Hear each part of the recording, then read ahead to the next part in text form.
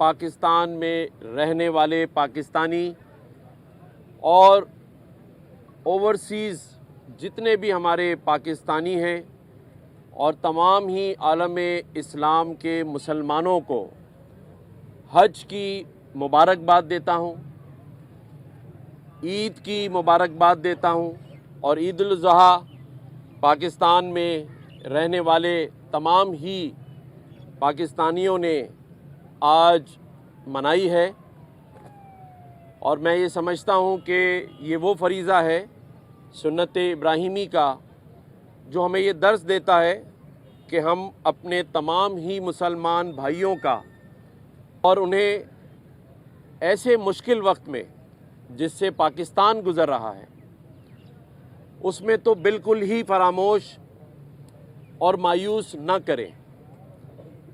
मैं यहाँ पर डॉक्टर खालिद मकबूल सिद्दीकी भाई जो सरबराह हैं MQM पाकिस्तान के और मेरे बहुत ही प्यारे दोस्त भाई, बल्कि पाकिस्तान के दोस्त और हर मुश्किल वक्त में पाकिस्तान के साथ खड़े होने वाले हमारे UAE के कौंसल जनरल बखीत भाई और उनके तमाम के तमाम रुफ़का, वाइस कौंसल, वीज़ा कौंसलर, उनकी पूरी एम्बेसी के लोग जो आज यहाँ हमारे साथ नमाज में शरीक थे, ईद की मुबारकबाद देता हूँ।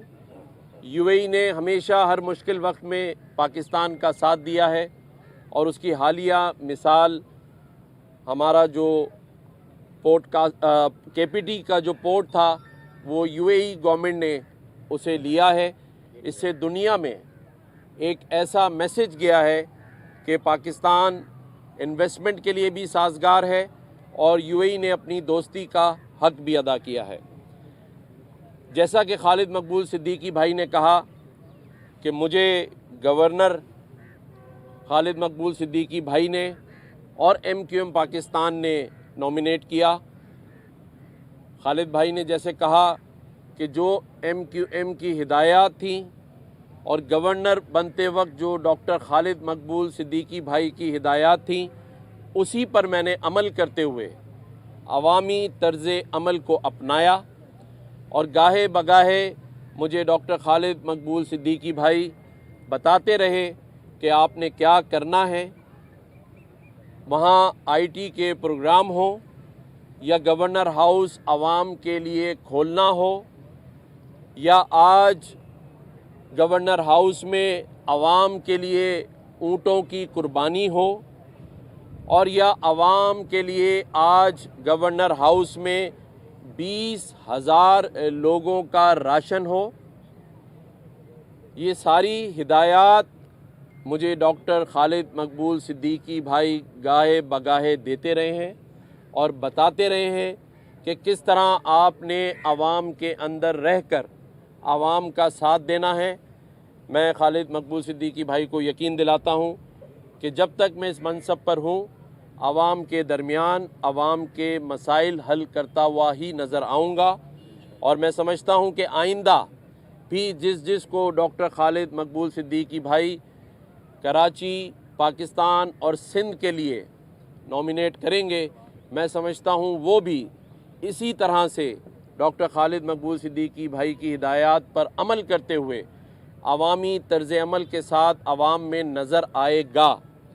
आज इंशाअल्लाह ताला जैसा कि हमने 2 दिन पहले कहा था कि हमारे यूनिटी फूड के दोस्त ताकतवर पाकिस्तान के प्रोग्राम के तहत हम 1 लाख राशन गवर्नर हाउस से बांटेंगे।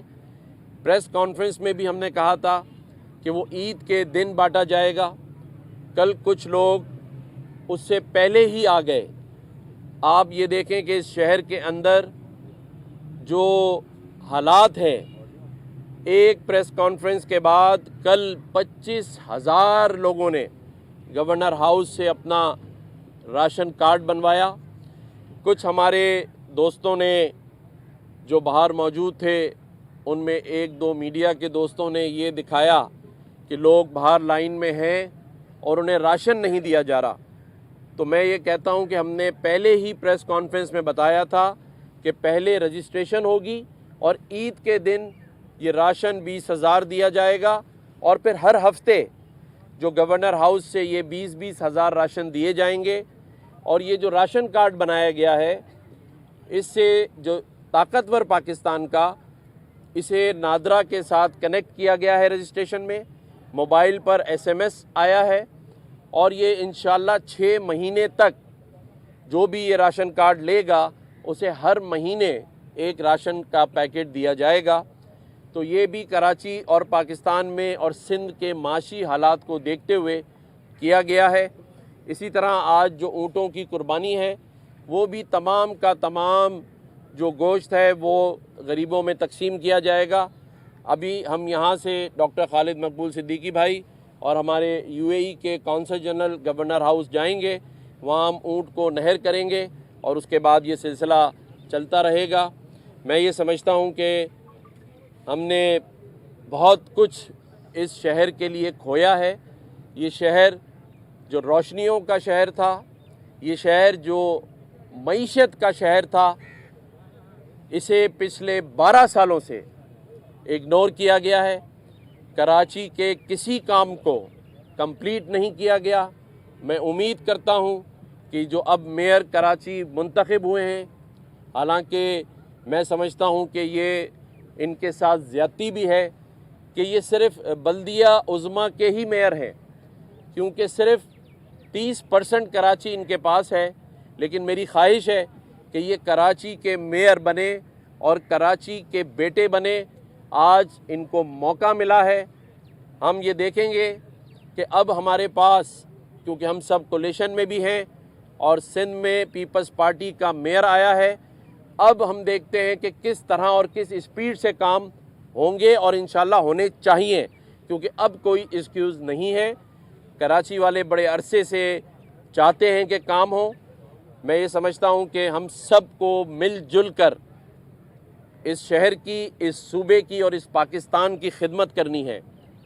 پاکستان کے معاشی حالات آپ سب کے سامنے ہیں، لیکن آج یہ شہر جس طرح ہمیشہ سے پورے پاکستان کے لیے ایک انجن بنتا رہا ہے، اس پورے پاکستان کے لیے وسائل کا ذریعہ بنتا رہا ہے، آج بھی اسی شہر کراچی کے ٹیکس سے تقریباً پورے پاکستان کی معیشت کا پہیہ چلتا ہے۔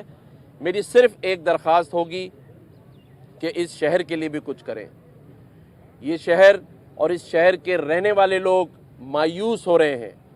آپ یہ جانیے کہ صرف ایک پریس کانفرنس کے بعد عید سے ایک دن پہلے ہی 25,000 لوگ راشن کے لیے لائن میں لگے ہیں۔ تو یہ ایک میسج ہے پورے پاکستان کے ارباب اختیار کے لیے کہ کراچی کی طرف خاص نظر کرم کی ضرورت ہے۔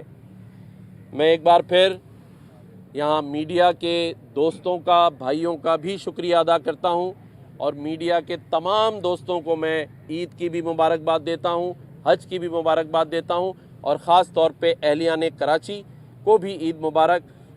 میں سمجھتا ہوں کہ کسی نے کوئی سوال کرنا۔ آپ نے بتایا کہ کراچی پورٹ دبئی کو دے دیا گیا ہے، اور اسلام آباد کا ایئرپورٹ بھی گروی رکھنے کی تیاریاں ہو رہی ہیں، اسٹیل مل جو ہے وہ بھی روس کو دیا جا رہا ہے۔